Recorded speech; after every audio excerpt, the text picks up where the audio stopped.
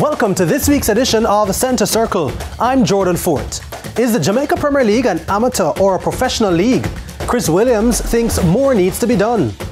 After 11 weeks of matches in this season's Jamaica Premier League, PFJL chairman Chris Williams says the challenges faced by the league are real. According to Williams, who noted that he wasn't speaking in the capacity of the PFJL chairman, the time has come to have a conversation on how to develop football in the country. Good football requires good clubs. And that's what we want. We want good football. Whether we go World Cup or not, we want to be known just like how anywhere in the world you go, them know say Jamaica people run fast. Right? That is what we are known for. We want to be known as ballers, as big ballers. So we want to be known, we want it to be endemic in us that we are good footballers. So good football, in my opinion, requires good clubs. And good clubs requires good financial support. The development of football is the purview of the JFF. Right? It is not the purview of the PFJL. PFJL is supposed to commercialize what was agreed between the JFF and PFJL, right? The financial support, it can come from government, it can come from benevolence, or it can come from commercialization, right? There are several countries around the world that utilize a combination of those three.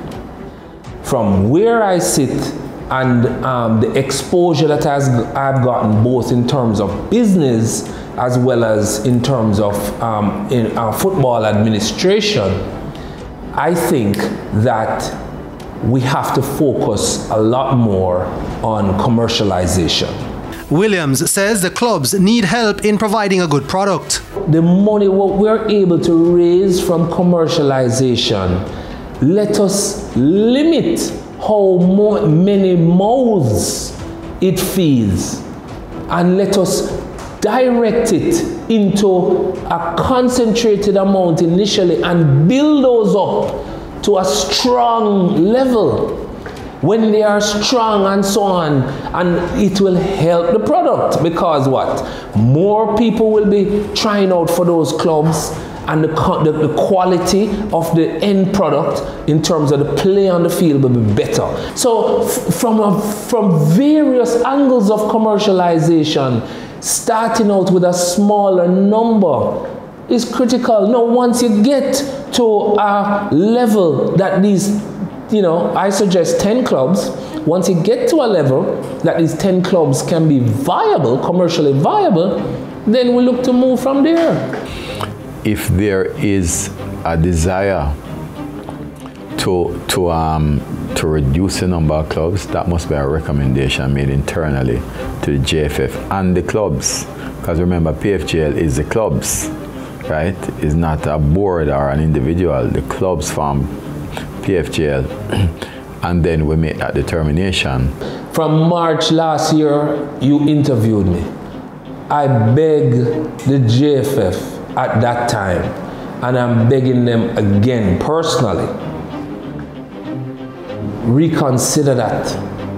You can't make that sort of comment mid-season.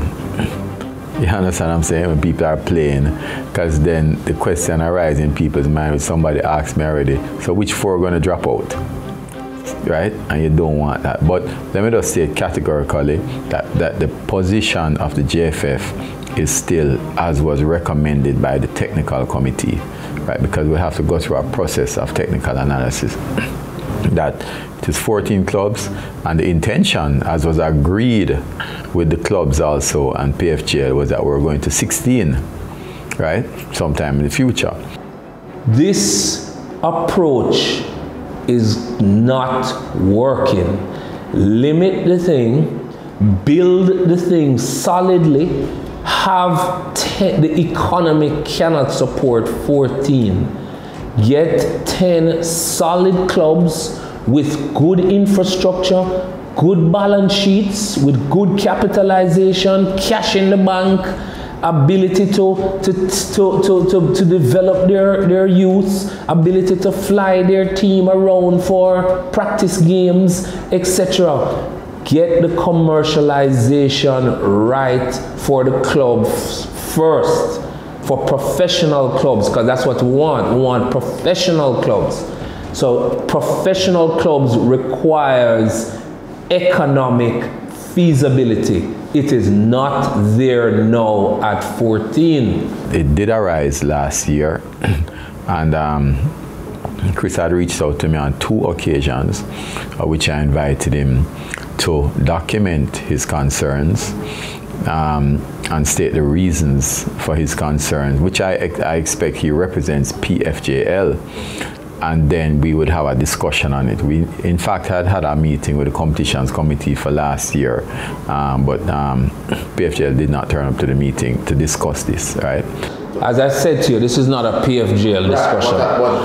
Why am I personally recommending 10? Because I have done an analysis of the top companies in Jamaica, and I've looked at their marketing spend, and I've assumed an amount for football, for professional football. And when I extrapolate that amount across all the potential top sponsors, when I look at the broadcast opportunities that are being presented to us locally and globally, and I run those numbers and I sum up everything, it can't afford more than 10 right now.